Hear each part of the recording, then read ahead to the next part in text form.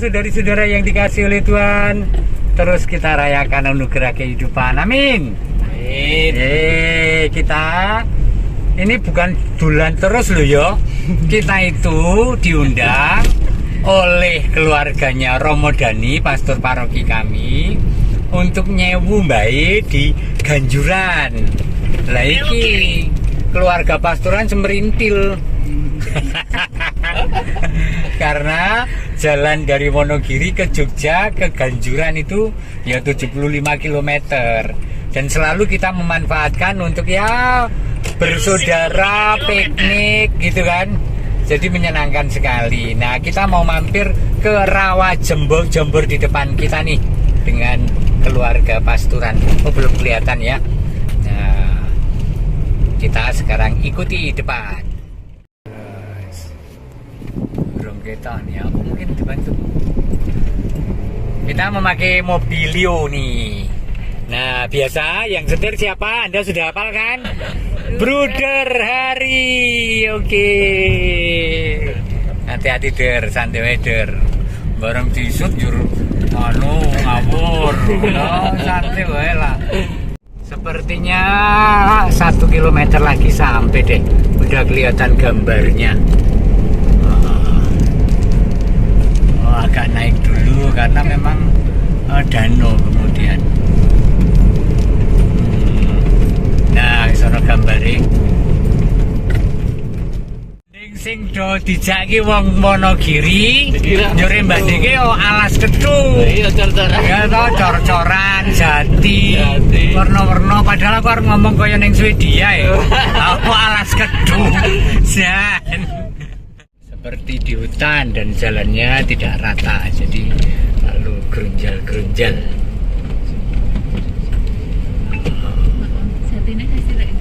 Iya, kene cilik. Wah, nek sing Donoloyo wis tau ndelok urung ning Donoloyo.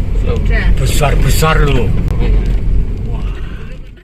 Sampai di Rawa Jombor, masih ada sebagian yang harus dibersihkan enceng gondoknya.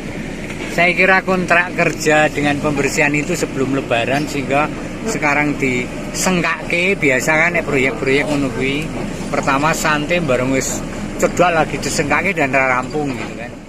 Nah, ini mesinnya untuk mengangkat enceng gondok sedang lewat mendekati kita.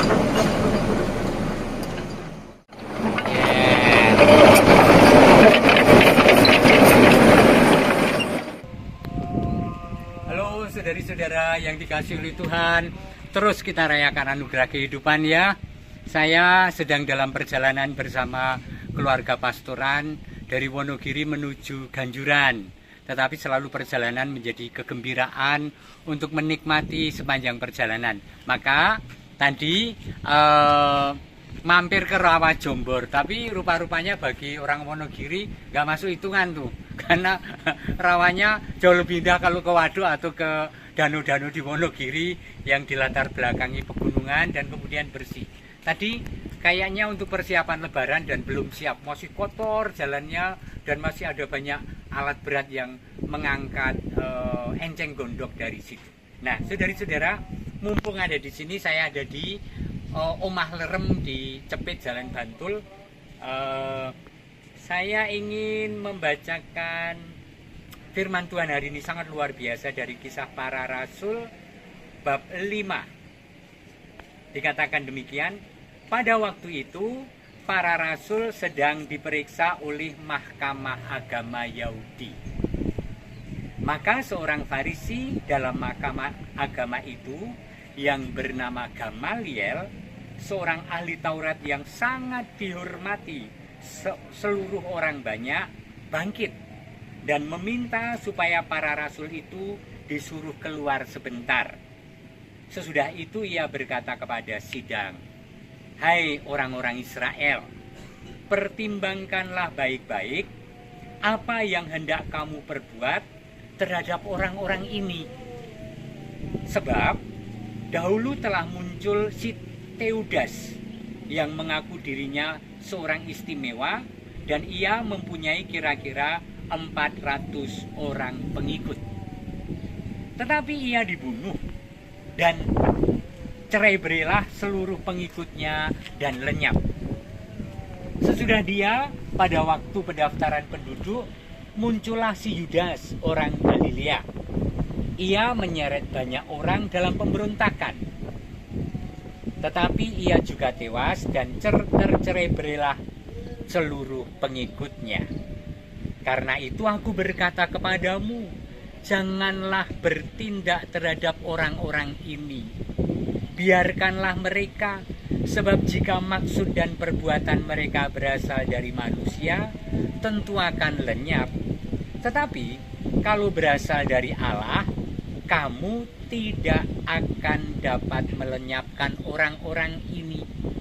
Mungkin ternyata juga nanti bahwa kamu melawan Allah. Nasihat itu diterima. Sesudah itu mereka dilepaskan. Rasul-rasul itu meninggalkan sidang mahkamah agama dengan gembira, karena mereka telah dianggap layak menderita penghinaan oleh karena nama Yesus. Dan setiap hari mereka melanjutkan pengajaran mereka di bait Allah dan di rumah-rumah umat dan memberitakan Injil tentang Yesus yang adalah Mesias. Demikianlah sabda Tuhan. Saudara-saudara, tidak berpanjang lebar, bagi saya ada 2 poin. Yang pertama, pribadi Imam Gamaliel, seorang ahli Taurat yang mungkin bayangan saya sepuh dan sangat bijaksana dan jernih dalam melihat sesuatu. Maka ketika sidang ingin menghukum, menyesah dan membunuh dengan hukuman mati para rasul, si Imam Gamaliel itu menging dan meminta supaya rasul dikeluarkan dulu dari sidang supaya tidak usah mendengarkan yang ingin dikatakan, dan kemudian dia menasehati para penghukum, para hakim dan jaksa itu, bahwa kalau itu nanti berasal dari Allah, kelihatan kok bahwa tidak akan pernah hilang. Dan 2000 tahun kemudian nyatanya gereja bertumbuh karena Allah menyertai. Amin. Ini poin yang pertama. Poin yang kedua, pada kalimat terakhir, dan setiap hari mereka melanjutkan pengajaran mereka di bait Allah dan di rumah-rumah umat dan memberitakan Injil tentang Yesus yang adalah Mesias. Para rasul sendiri tidaklah gentar dengan ancaman-ancaman seperti itu. Mengapa? Karena mereka mempunyai Tuhan Yesus yang menderita sengsara, wafat dan bangkit demi menebus dosa. Maka memang para rasul dan umat Kristen pada umumnya pada abad-abad pertama mempersembahkan hidupnya untuk kesaksian bagi kebaikan dan kebenaran Allah yang mereka imani dalam diri Yesus Kristus. Kita pun dipanggil untuk mengambil 2 poin itu sebagai hidup kita. Amin. Tuhan memberkati Anda dan keluarga, Bapa dan Putra dan Roh Kudus. Amin. Nah, kita akan segera meninggalkan rumah ini dan menuju ke Candi Ganjuran atau Gereja Ganjuran. Kurang lebih 15 menit dari tempat ini. Jadi dekatlah tempat itu. Menyenangkan. Ya Mas Jimmy ya? Menyenangkan, sejuk. Puji Tuhan. Ya.